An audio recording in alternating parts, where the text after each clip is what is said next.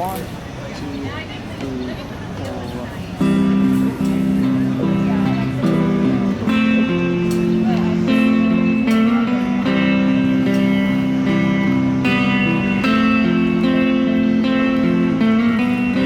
Imagine there's no heaven.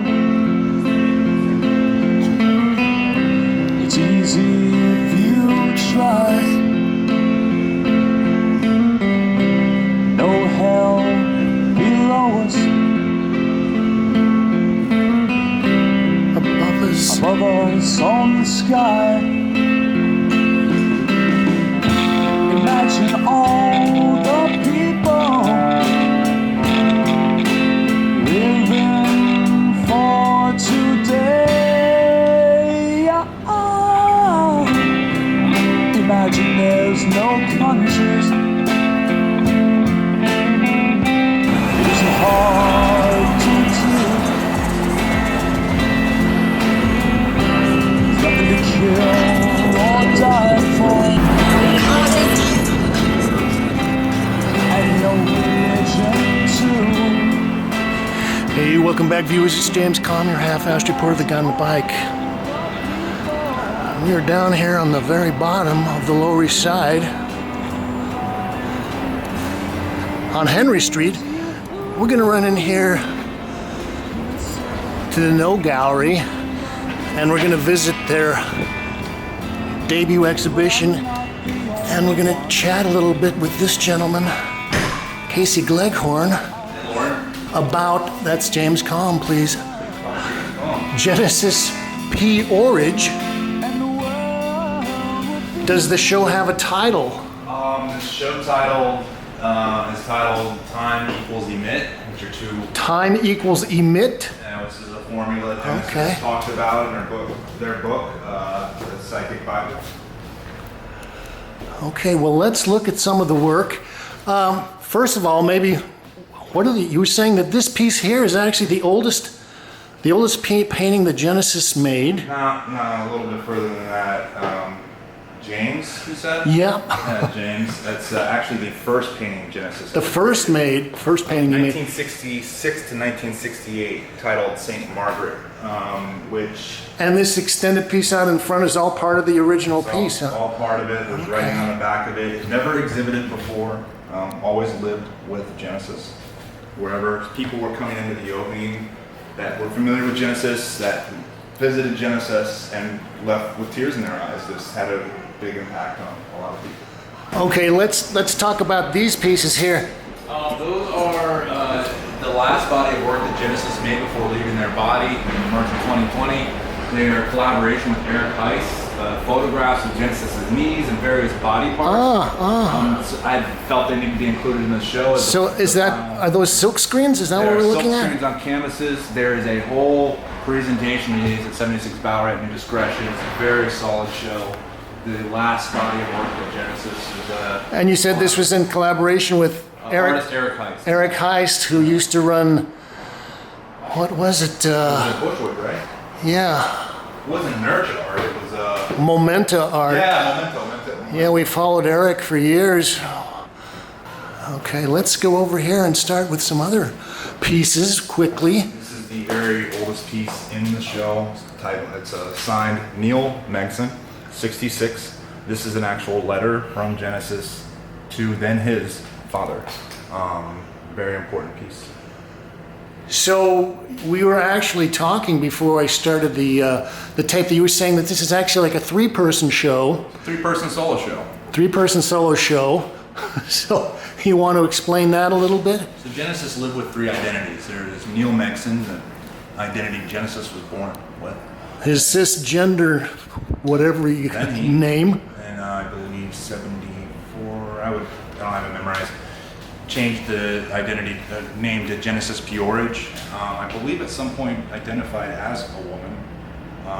And then after that carried on for a long time, and I think 2013, Genesis started calling themselves Breyer P-Orridge and said that I am a new species. I'm a new species, but my partner has passed away, and I am a collaboration between everything in my partner and everything with humanity before us from the caveman days. All right. So it's basically taking William Burroughs' cut-ups to this whole different place. And Genesis treated their body as a cut-up. They was always trying to make her Genesis and their partner always tried to make themselves look alike. So Right. Okay. That's interesting.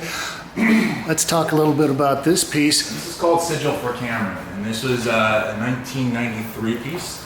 This is actually Genesis's dreadlocks that I His believe. dreadlocks. Okay. This piece almost was thrown away. Benjamin Thetcher of New Discretions, ex-Invisible Escorts, actually saved this piece while Genesis was on tour with Throbbing Gristle. And because the studio mate didn't pay the rent, so the landlord came in and threw all this stuff out. And Benjamin almost wasn't able to find this piece. You know, exhibited once. I forget the museum it was exhibited at before this, but exhibited once. Some nice encaustics work, some nice collage works in here. Okay. Snakeskin. You know. Let's go over here. It seems like a lot of this work is kind of repurposed things. So we had his letter from his dad. He's got here, these look like envelopes that he's opened up and made drawings on. Genesis was obsessed with magic markers. Obsessed. And these do not look like they're from 1975. These are brand new. Very well taken care of. It's from mail art. It's from the days where I believe that was quite popular, you know. To be Sure. part of that. Ray Johnson, exactly. Yeah. A favorite. I believe there's a story I'm not quite familiar with where Genesis did have some legal problems with mail art, and I was just made aware of that, so I'll have to look into that. So if you're watching this, go ahead and Google that. There's some story out there with Genesis Okay. some issues with this. Also, I appreciate the fact that Genesis was doing drawings, paintings, collage, and sculpture as well. I had a collector come in here who bought some pieces, big collector, and they said, well, what is Genesis known for? What work is Genesis known for? And I had a hell of a time answering that.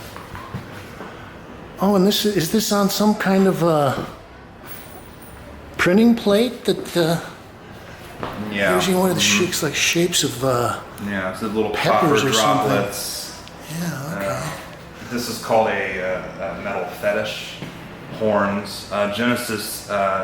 These works are quite popular. They've made their rounds from. I saw them at Deitch at the Alden Witches show. They've shown at Cooper Cole. Quite popular. I hadn't included. My girlfriend has really nice bright red hair, so I chose the red one. Okay, let's move on to this piece, which I'm sure will get a lot of attention. Yeah, White it's art. actually been quite loved. It's a 1975 untitled White Art. This is the cut-up from the days, when Genesis was exploring and learning about cut-ups with William Burroughs. I mean, He was actually with Williams Burroughs and Genesis meeting was him very, very close with William Burroughs. here in New York. I don't think it was New York. I think it was the UK at the time, Okay. and was wanted desperately for William to introduce her to Brian Geisen. So this is all happening up at 222 Bowery, which William Burroughs and Brian Geisen both lived at. Yeah, I don't think it was in the States when they met, though. I think Okay. if I read this correctly.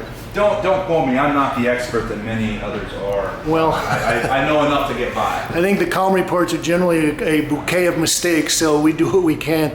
How about this piece? And this piece is Eaten from Alive by an Escalator. 1987. Very popular piece. It's a cut up. It's straight up a cut up. I mean, these two pieces were the first pieces that I picked for the exhibition, and I kind of built the rest of the exhibition around this. Okay, now we're going to look at the beginning of a series of Polaroids. You were saying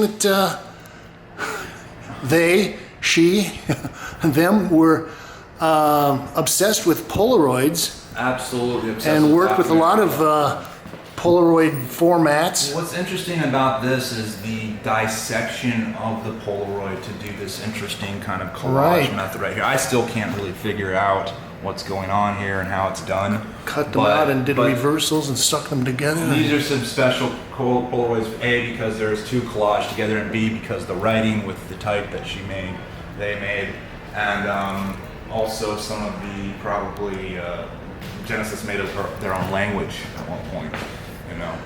So they were very busy people. Very busy, obsessed with creating, and creating culture and pushing the envelope.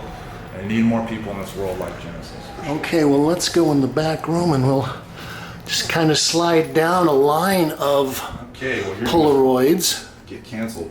Your YouTube's gonna cancel your We won't channel. spend too much time.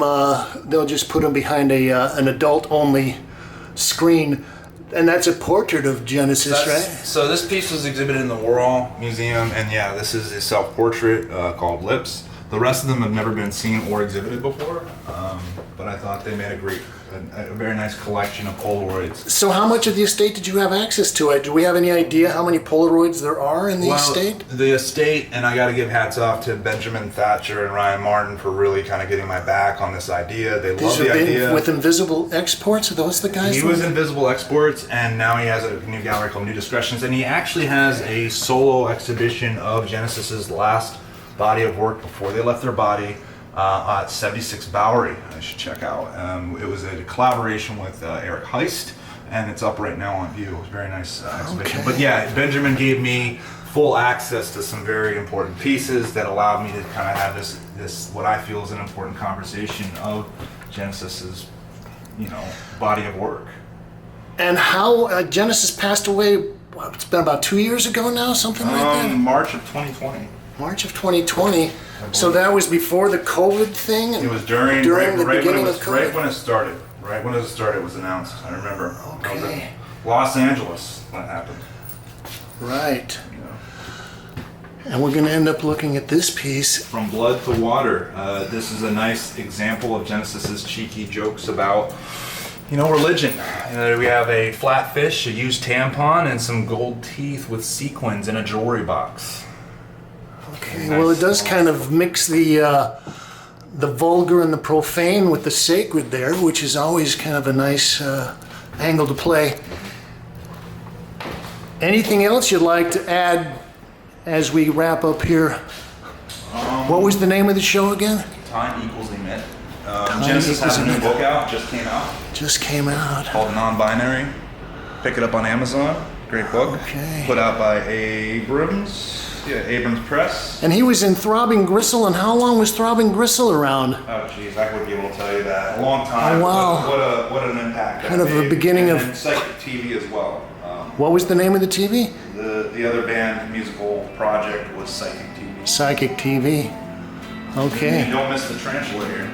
Oh, yes. So this piece, during when Genesis was having... Is that blotter acid packets in the back? No, those are heroin baggies. Oh, heroin. Oh, excuse me. I was mixing up my drug This piece packaging. is called No Mercy, made in 2018. You got a little gun. You got mirrors that you're not able to see your own reflection in. I think it really speaks to the time that this was made, when Genesis was going through a lot of health issues. Was Genesis involved in heroin?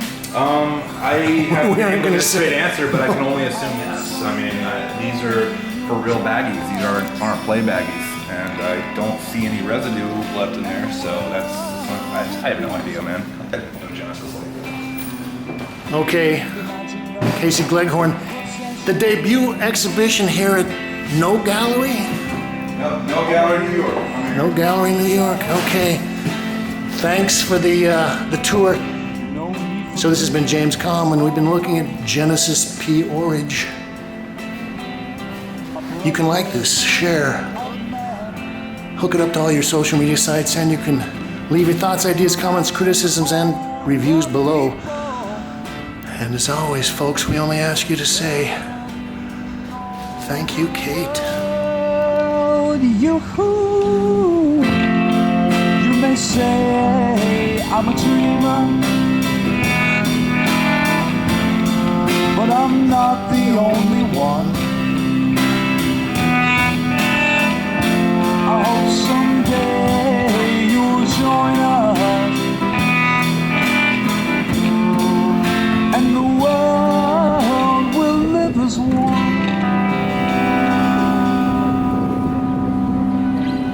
All right, thank you, Meadles.